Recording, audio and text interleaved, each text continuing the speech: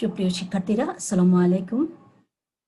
আমি Kulsum Begum, assistant professor, economics department, Shahid Tajuddin Ahmad government college, Kapasia, Gazipur. আশা করি সবাই ভালো আছো। আমিও আল্লাহ পাকের অশেষ রহমতে এবং তোমাদের দোয়ায় ভালো আছি। তোমরা সবাই ভালো থাকবে, সুস্থ থাকবে কামনা রইল। আজকের এই অনলাইন ক্লাসে একাদশ এবং দ্বাদশ শ্রেণীর শিক্ষার্থীদের আমার আন্তরিক শুভেচ্ছা এবং অভিনন্দন।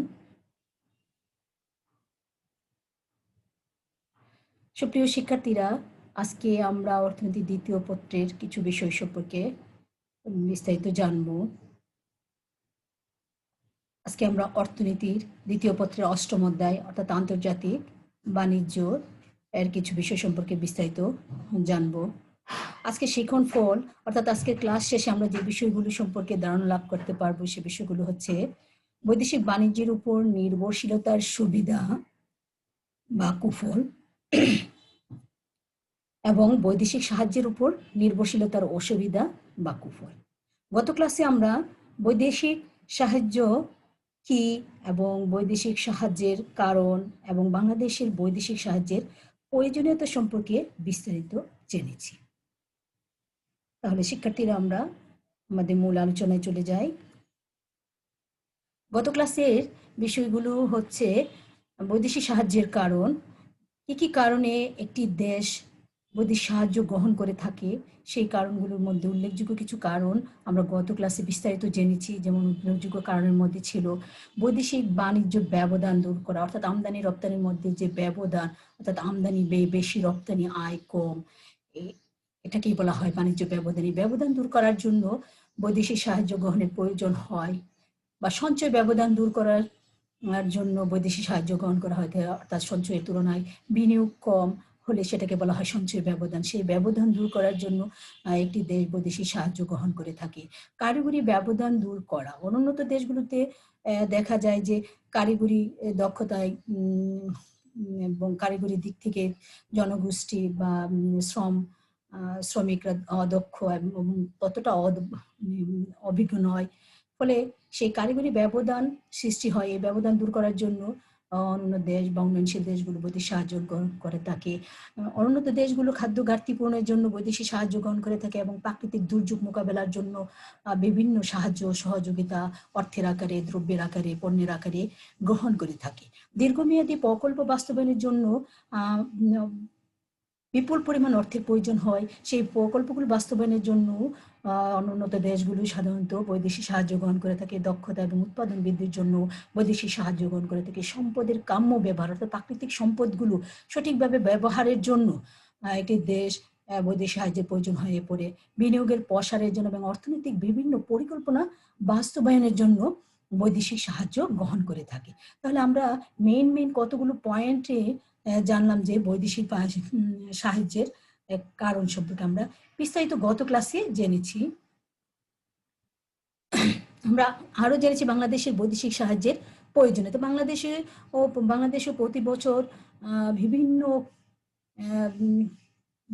বিভিন্ন ক্ষেত্রে বৈদেশিক সাহায্যের প্রয়োজন হয়ে পড়ে থাকে। যেমন সঞ্চয় বিনিয়োগের পরিমাণ বৃদ্ধির জন্য বাংলাদেশ বৈদেশিক সাহায্য গ্রহণ করে থাকে। আমদানি রপ্তানি বাণিজ্যের ব্যবধান দূর করার জন্য বৈদেশিক সাহায্য গ্রহণ করে থাকে বাংলাদেশ। আমরা জানি প্রতি বছর খাদ্য ঘাটতি লেগেই থাকে। যদিও বাংলাদেশ কৃষি প্রধান দেশ, তারপরও প্রতি বছর 20 থেকে 25 লক্ষ টন খাদ্য আমদানি করতে হয়। সে খাদ্য আমদানি করতে বৈদেশিক সাহায্যের প্রয়োজন হয়ে থাকে।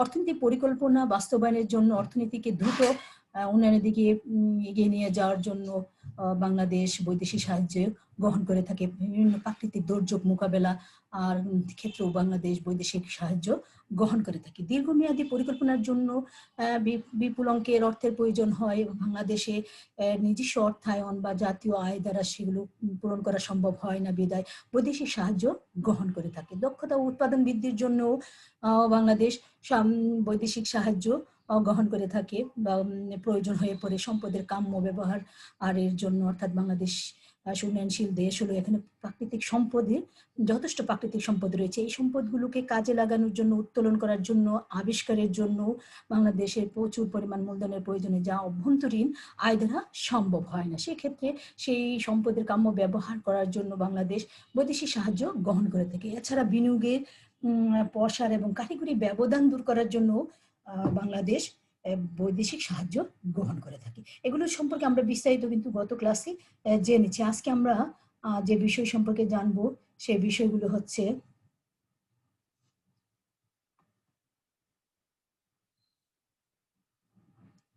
বৈদেশিক বাণিজ্য।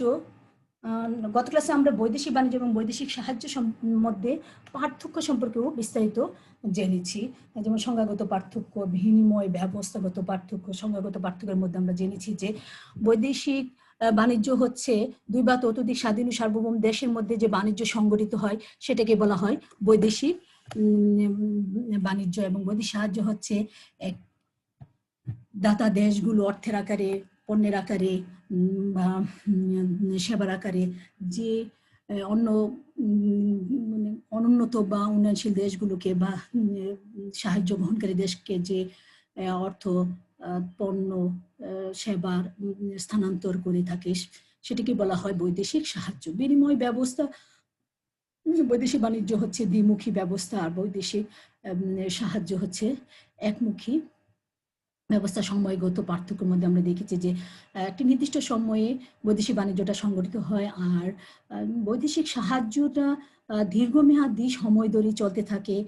কারণের মধ্যে, কারণগত দিক থেকে যদি আমরা পার্থক্য নির্ণয় করি তাহলে দেখতে পাই যে বৈদেশিক বাণিজ্যের কারণ মূলত অর্থনৈতিক কারণেই বৈদেশিক বাণিজ্য সংগঠিত হয়ে থাকে। আর বৈদেশিক সাহায্যের মধ্যে অনেকগুলি কারণ অন্তর্ভুক্ত থাকে, যেমন অর্থনৈতিক কারণ, রাজনৈতিক কারণ, মানবিক কারণ এখানে লক্ষ্য করা যায়। মানবিক দিক থেকে পার্থক্য, বৈদেশিক বাণিজ্যের ক্ষেত্রে মানবিকতার কোনো স্থান নেই। একটি দেশ যখন রপ্তানি করবে তখন বৈদেশিক মুদ্রা অর্জন করবে, এবং আরেকটি দেশে যখন অন্য দেশ থেকে আমদানি করবে তখন সেই দেশ কে ব্যয় মেটাতে হবে। এখানে মানবিকতা বা কোনো সাহায্যের দিকটি নেই। আর বৈদেশিক সাহায্য সম্পূর্ণ একটি মানবিক এবং কিছু স্বার্থ দুটি থাকে। বেশিরভাগ ক্ষেত্রে মানবিক দৃষ্টিকোণ থেকে একটি দেশ বা উন্নত দেশগুলো অনুন্নত দেশগুলোকে সাহায্য সহযোগিতা করে থাকে। তারপর অর্থনৈতিক উন্নয়নের দিক থেকেও পার্থক্য আমরা লক্ষ্য করেছি, এবং লেনদেন বাণিজ্যের দিক থেকেও বৈদেশিক বাণিজ্য এবং বৈদেশিক সাহায্যের মধ্যে যথেষ্ট পার্থক্য রয়েছে। এ ব্যাপারে আমরা কিন্তু গত ক্লাসে বিস্তারিত জেনেছি। আজকে আমরা বৈদেশিক বাণিজ্যের উপর নির্ভরশীলতার সুবিধা বা সুফল সম্পর্কে বিস্তারিত জানব। আমরা জানি যে বৈদেশিক বাণিজ্য হচ্ছে দুই বা ততোধিক স্বাধীন ও সার্বভৌম দেশের মধ্যে যে বাণিজ্য সংগঠিত হয়, যে লেনদেন হয়, যে আমদানি রপ্তানির লেনদেন সংগঠিত হয়, সেটাকেই বলা হয় বৈদেশিক বাণিজ্য। এই বৈদেশিক বাণিজ্যের ফলে একটি দেশ বিভিন্ন ধরনের সুযোগ সুবিধা লাভ করে থাকে, যেমন প্রাকৃতিক সম্পদের সৎ ব্যবহার। প্রথমেই যে সুবিধাটা পাওয়া যায়, প্রাকৃতিক সম্পদের সৎ ব্যবহারের সুযোগ থাকে। একটি দেশ যখন একটি দেশের সাথে বাণিজ্যে করে বা লেনদেন বা আমদানি রপ্তানি সম্পর্ক স্থাপিত হয়, তখন দেখা যায় বিভিন্ন ধরনের নতুন নতুন যন্ত্রপাতি, কারিগর, টেকনিশিয়ান এগুলো বিদেশ থেকে আমদানির সুযোগ ঘটে। ফলে দেশের প্রাকৃতিক সম্পদগুলোকে সঠিকভাবে উত্তোলন এবং ব্যবহারের সুযোগ হয়ে থাকে। এভাবে দেখা যায় আন্তর্জাতিক বাণিজ্যের মাধ্যমে বিভিন্ন মূলধনী দ্রব্য আমদানির মাধ্যমে দেশের প্রাকৃতিক সম্পদগুলোকে সৎ ব্যবহার করা যাবে, সঠিকভাবে কাজে লাগানো যায়। এছাড়া বৈদেশিক বাণিজ্যের ফলে রপ্তানির একটি সুযোগ ঘটে। প্রাকৃতিক সম্পদগুলো অধিক পরিমাণে উৎপাদন ক্ষেত্রে বিনিয়োগ করে অধিক উৎপাদন বৃদ্ধি পায়, এবং সেই বৃদ্ধিপ্রাপ্ত উৎপাদনগুলো আবার বাইরে দেশে রপ্তানি করারও কিন্তু সুযোগ ঘটে। ফলে দেখা যায় যে বৈদেশিক বাণিজ্যের ফলে প্রাকৃতিক সম্পদের সৎ ব্যবহার হয়, এবং রপ্তানির যেরকম সুযোগ থাকে, দেশীয় ক্রেতারাও কিন্তু তখন সেই পণ্যগুলো কম দামে ভোগ করার সুযোগ পায়। ফলে বিদেশ থেকে সেই পণ্যগুলো আমদানি হ্রাস পায়। তাহলে সেক্ষেত্রে আমরা দেখতে পেলাম যে বৈদেশিক বাণিজ্যের ফলে একটি দেশের, অর্থাৎ বাংলাদেশে তো প্রাকৃতিক সম্পদ, যথেষ্ট প্রাকৃতিক সম্পদ রয়েছে, এই প্রাকৃতিক সম্পদগুলো সঠিক ব্যবহার করার সুযোগ ঘটে থাকে। 2, প্রয়োজনীয় দ্রব্য সামগ্রী ক্রয়। বৈদেশিক বাণিজ্যের ফলে একটি দেশ তার প্রয়োজনীয় দ্রব্যগুলো বাইরের দেশ থেকে কম দামে উন্নত মানের পণ্য আমদানি করার সুযোগ পায়। অর্থাৎ বৈদেশিক বাণিজ্যের মাধ্যমে অর্জিত বৈদেশিক মুদ্রার মাধ্যমে উন্নয়নশীল দেশের জনগণ তাদের চাহিদা অনুসারে দ্রব্য সামগ্রী বা সেবা ক্রয় করতে পারে। এতে জনগণের জীবনযাত্রার মান উন্নত হয় এবং অর্থনৈতিক উন্নয়নও ত্বরান্বিত হয়। 3, রপ্তানি আয়। বৈদেশিক বাণিজ্যের আরেকটি বড় সুবিধা হচ্ছে রপ্তানি আয় বা বৈদেশিক মুদ্রা অর্জনের সুযোগ সৃষ্টি হয়। অর্থাৎ বৈদেশিক বাণিজ্যের প্রসারের মাধ্যমে অর্জিত বৈদেশিক মুদ্রা দেশের কৃষি, শিল্প, ব্যবসা বাণিজ্য প্রভৃতি খাতে বিনিয়োগ করা যায়। ফলে উৎপাদন বৃদ্ধি পায় এবং সাথে সাথে অর্থনৈতিক উন্নয়নও কিন্তু ত্বরান্বিত হয়। 4, স্বাধীনভাবে উন্নয়ন পরিকল্পনা। বৈদেশিক বাণিজ্যের ফলে একটি দেশ স্বাধীনভাবে তার উন্নয়ন পরিকল্পনাগুলো বাস্তবায়ন করতে পারে।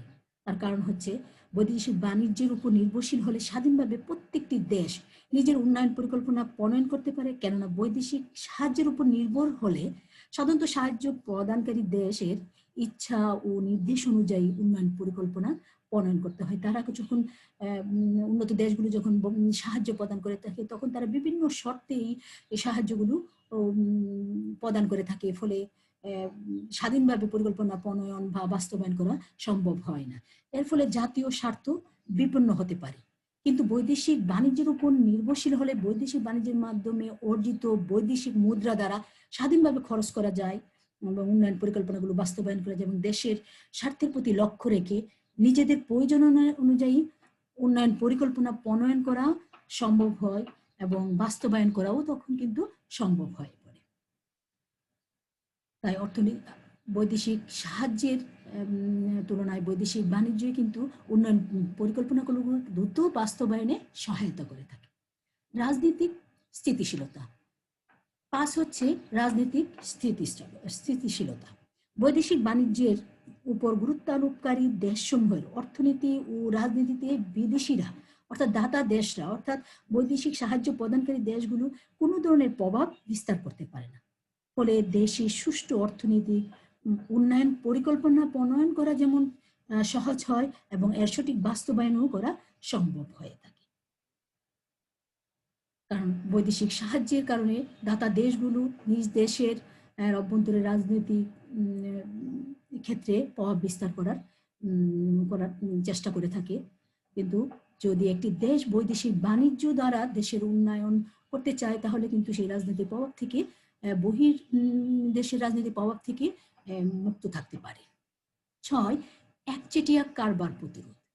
একচেটিয়া কারবার বলতে আমরা যে জিনিসটা বুঝি যে একজন বিক্রেতা যে প্রভাব বিস্তার করে দামের উপর, যোগানের উপর, সেই প্রভাবটাই হচ্ছে একচেটিয়া কারবারের প্রভাব। বৈদেশিক বাণিজ্যের ফলে একাধিক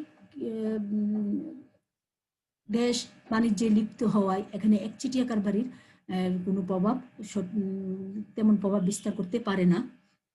তখন দেখা যায় বৈদেশিক বাণিজ্য সম্প্রসারণের মাধ্যমে একচেটিয়া কারবার প্রতিরোধ করে সুষ্ঠু প্রতিযোগিতা একটা সৃষ্টি হয়। অর্থাৎ বিভিন্ন দেশের মধ্যে প্রতিযোগিতা সৃষ্টি হয় এবং তাদের মধ্যে এমন প্রতিযোগিতা সৃষ্টি হয় যে পণ্যটা কম দামে ভালো উন্নত মানের পণ্য যেই দেশ রপ্তানি করতে পারবে বা সাপ্লাই দিতে পারবে সেই দেশের পণ্য কিন্তু বাজার সম্প্রসারিত হবে। ফলে এখানে একচেটিয়া প্রতিযোগিতা সৃষ্টির কারণে একচেটিয়া কারবারই সৃষ্টি হওয়ার কোনো সুযোগ নেই।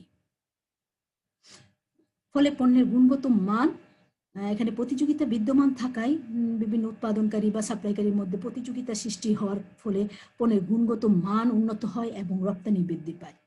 তাছাড়া ভোক্তাগণ স্বল্প মূল্যে উন্নত মানের পণ্য ও সেবা ভোগ করতে পারে। আত্মনির্ভরশীলতা। বৈদেশিক বাণিজ্যের অন্যতম বড় সুবিধা হচ্ছে একটি দেশ আত্মনির্ভরশীল হয়ে ওঠে। অর্থাৎ বৈদেশিক বাণিজ্যের উপর গুরুত্ব প্রদানকারী দেশগুলোর মধ্যে তাদের নিজ নিজ ক্ষেত্রে প্রতিযোগিতা সৃষ্টি হয়। এতে প্রত্যেকটি দেশ তার নিজস্ব ভূখণ্ডের প্রাপ্ত প্রাকৃতিক সম্পদের পূর্ণাঙ্গ ব্যবহারের মাধ্যমে উৎপাদন বৃদ্ধিতে আগ্রহী হয়। ফলে উৎপাদন বৃদ্ধি পায় এবং উদ্যোক্তাদের মধ্যে একটি আত্মনির্ভরশীলতার মনোভাব সৃষ্টি হয়। তাহলে আমরা পরিশেষে আমরা বলতে পারি যে বর্তমান পরিস্থিতিতে বাংলাদেশ বৈদেশিক সাহায্য গ্রহণ করতে পারে, তবে দীর্ঘমেয়াদে সাহায্য নয়। বাণিজ্যই আমাদের মূল লক্ষ্য হওয়া উচিত। বৈদেশিক সাহায্যের উপর নির্ভরতা কমিয়ে বৈদেশিক বাণিজ্যের উপর নির্ভরতা বৃদ্ধি করা উচিত। অর্থাৎ একটি দেশকে স্বনির্ভর করতে হলে, একটি দেশের অর্থনৈতিক উন্নয়নের ভিত্তি মজবুত করতে হলে বৈদেশিক সাহায্য নয়, বৈদেশিক বাণিজ্যের উপর বেশি গুরুত্ব আরোপ করা উচিত। তাহলে শিক্ষার্থীরা, আমরা বৈদেশিক বাণিজ্যের উপর নির্ভরশীলতার যে সুবিধা বা সুফল রয়েছে তাই সে সম্পর্কে বিস্তারিত জানলাম। মেইন বিষয়গুলো সম্পর্কে বিষয়ের উপর ভিত্তি করে আমরা এর সুফলগুলো বিস্তারিত ধারণা লাভ করলাম। তাহলে তোমাদের কিন্তু এখান থেকে তোমাদের প্রশ্ন আসবে প্রয়োগ বা উচ্চতর দক্ষতায় বৈদেশিক বাণিজ্যের সুবিধার উপর ভিত্তি করে প্রশ্ন আসবে। তাহলে তোমরা কিন্তু এই বিষয়গুলোর উপর ভিত্তি করে আলোচনা করার চেষ্টা করবে, তাহলে অ্যান্সারটা সুন্দর হবে। এখন আসো আমরা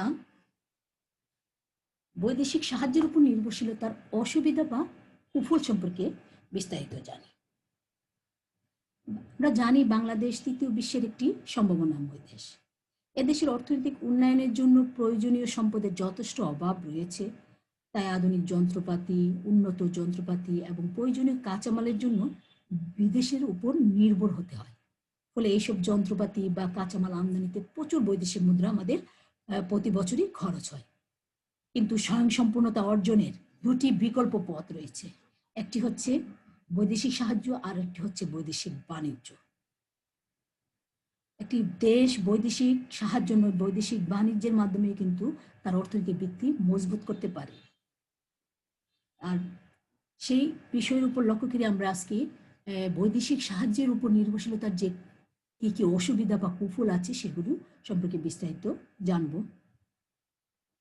অর্থাৎ একটি দেশের উন্নয়ন কর্মকাণ্ড পরিচালনার অতিমাত্রায় বৈদেশিক সাহায্যের উপর নির্ভরশীল হওয়া উচিত নয়।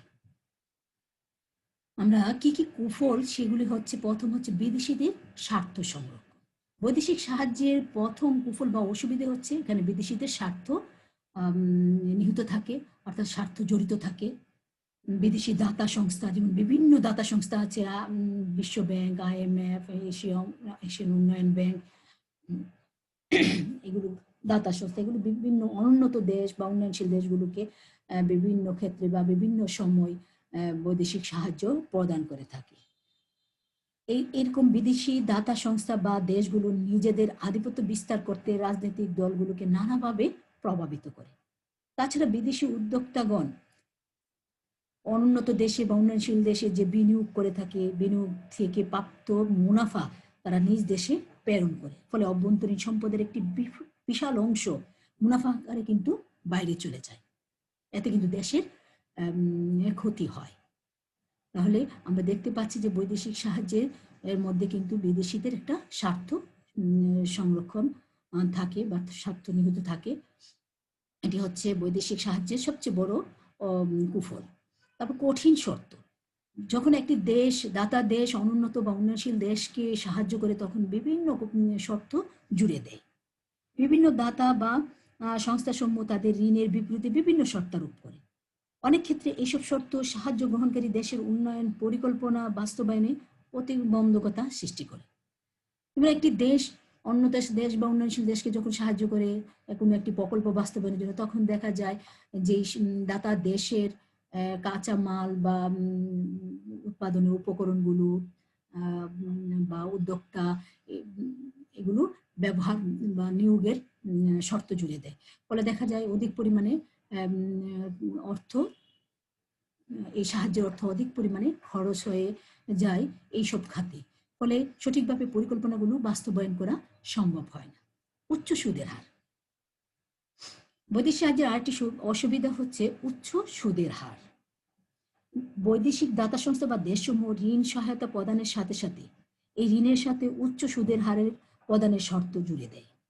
ফলে ঋণের বিপরীতে সুদের হারও ক্রমান্বয়ে বৃদ্ধি পায়। ফলে ঋণ গ্রহণকারী দেশের পক্ষে ঋণের সুদ ও আসল পরিশোধ করা তখন কষ্টকর হয়ে পড়ে। তাহলে আমরা দেখতে পাচ্ছি উচ্চ সুদে তারা যখন কোনো প্রকল্প বাস্তবায়নের জন্য অর্থ দিয়ে সাহায্য করে, তখন তারা উচ্চ সুদের হার নির্ধারণ করে দেয়। ফলে উন্নত দেশের পক্ষে সেই সুদের হার বহন করা বা আসল পরিশোধ করা একটা সময় কঠিন হয়ে পড়ে। সম্পদের অপব্যবহার। 4 হচ্ছে সম্পদের অপব্যবহারের সুযোগ সৃষ্টি হয়।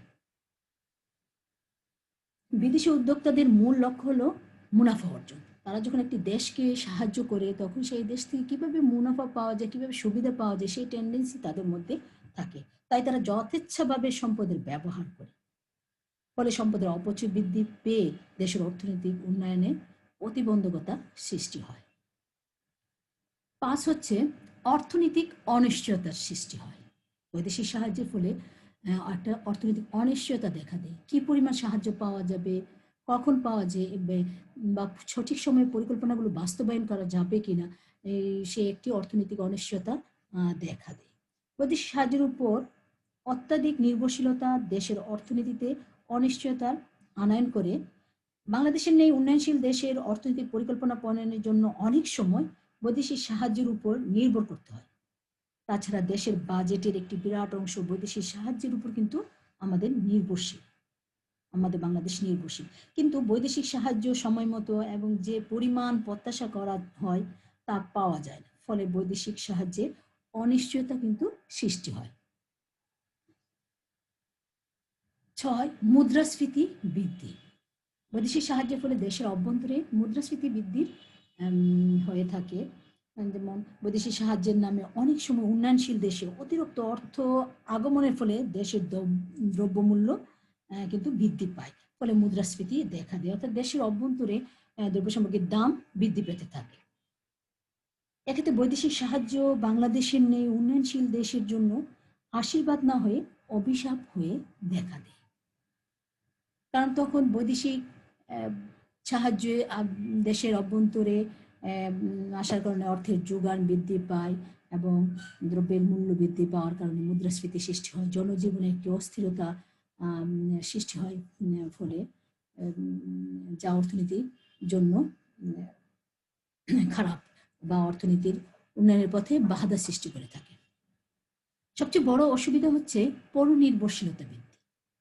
আমরা দেখতে পেয়েছি বৈদেশিক বাণিজ্যের কারণেই কিন্তু একটি দেশ স্বনির্ভরতা অর্জন করে আত্মনির্ভরশীল হয়ে ওঠে।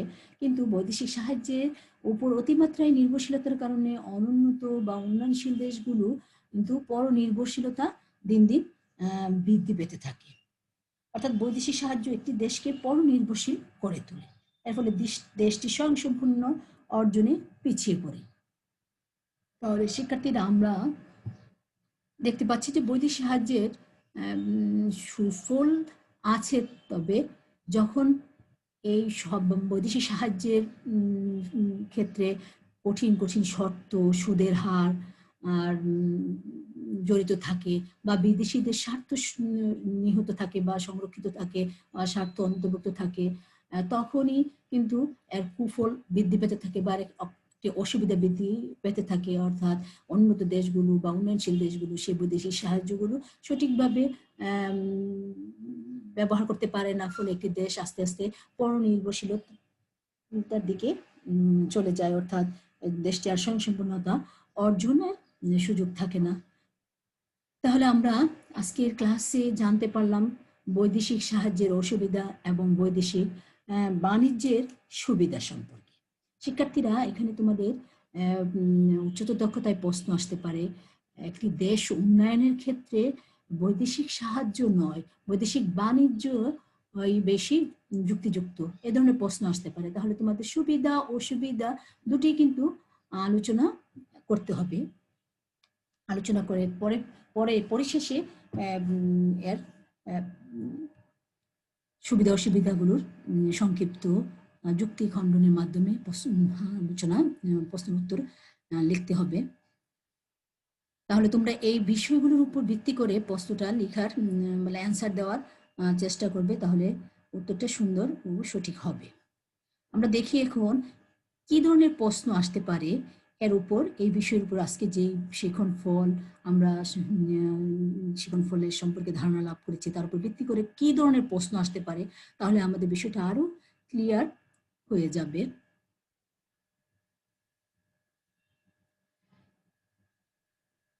সৃজনশীল একটি প্রশ্ন, এখানে কোনো একটি বোর্ডে অর্থাৎ এইচএসসি পরীক্ষার ফাইনাল পরীক্ষায় এই প্রশ্নটি এসেছে। যেমন খ দেশকে একটি বিদ্যুৎ উৎপাদন কেন্দ্র স্থাপনের জন্য $200 কোটি বৈদেশিক সাহায্য প্রদান করে। চুক্তি শর্তানুযায়ী ক দেশে বিদ্যুৎ কেন্দ্র স্থাপনের জন্য যন্ত্রপাতি, প্রকৌশলী ও শ্রমিক পাঠায়। তাহলে আমরা লক্ষ্য করতে পারছি যে খ দেশকে বিদ্যুৎ কেন্দ্র স্থাপনের জন্য $200 কোটি সাহায্য প্রদান করেছে, কিন্তু তার সাথে শর্ত দিয়েছে ক দেশ যে সেই দেশ থেকে যন্ত্রপাতি, প্রকৌশলী এবং শ্রমিক নিতে হবে এবং তাদের দ্বারাই এই প্রকল্পটা আর কাজ বাস্তবায়ন করতে হবে। শর্ত থাকায় খ দেশ দক্ষ জনবল থাকা সত্ত্বেও এক্ষেত্রে নিজেদের শ্রমশক্তি ব্যবহার করতে পারেনি। সম্প্রতি খ দেশের সরকার এ ধরনের দ্বিপাক্ষিক কর্মসূচি সমূহ সীমিত করার উদ্যোগ নিয়েছে। দেশটির নিজস্ব শ্রম ও প্রযুক্তি ব্যবহার করে রপ্তানির উদ্দেশ্যে তৈরি পোশাক, পাট পণ্য ও মাছ উৎপাদনে বড় বড় প্রকল্প হাতে নিয়েছে। দেশটি আর বৈদেশিক সাহায্যের উপর নির্ভর করতে চায় না। তাহলে আমরা উদ্দীপক থেকে জানতে পারলাম খ দেশকে সাহায্য করেছে, কিন্তু কিছু শর্তের প্রেক্ষিতে, অর্থাৎ তাদের কিছু স্বার্থ রয়েছে, কিন্তু খ দেশ বৈদেশিক সাহায্যের উপর নির্ভর করতে চায় না। যদিও খ দেশে জনবল কাঠামো রয়েছে, দক্ষ জনশক্তি রয়েছে, তারপরেও কিন্তু এই সাহায্য যদি গ্রহণ করে তাহলে এই প্রকল্প বাস্তবায়নের জন্য ক দেশ থেকেই কিন্তু প্রয়োজনীয় যন্ত্রপাতি, প্রকৌশলী এবং শ্রমিক ব্যবহার করতে হবে। তাহলে প্রশ্নে আমরা লক্ষ্য করলে দেখতে পাই যে ক নম্বর প্রশ্ন অভ্যন্তরীণ বাণিজ্য কি, বিশ্বায়নের ফলে বেকারত্ব বৃদ্ধি পায় কি, তারপর 3 নম্বর প্রশ্ন হচ্ছে উদ্দীপকের আলোকে বৈদেশিক সাহায্যের প্রয়োজনীয়তা ব্যাখ্যা করো। আমরা গত ক্লাসে উদ্দীপকের আলোকে বৈদেশিক সাহায্যের প্রয়োজনীয়তা, বৈদেশিক সাহায্যের কারণ সম্পর্কে জেনেছি এবং আজকেও আমরা রিভাইজ করেছি। তা আশা করি তোমরা প্রয়োজনীয়তাগুলো এখানে তুলে ধরতে হবে, প্রশ্নটা বুঝতে পেরেছ। আর উচ্চতর দক্ষতার প্রশ্নের মধ্যে এসেছে, দেখো বৈদেশিক সাহায্যের চেয়ে আন্তর্জাতিক বাণিজ্য লাভজনক কিনা উদ্দীপকের আলোকে ব্যাখ্যা করো।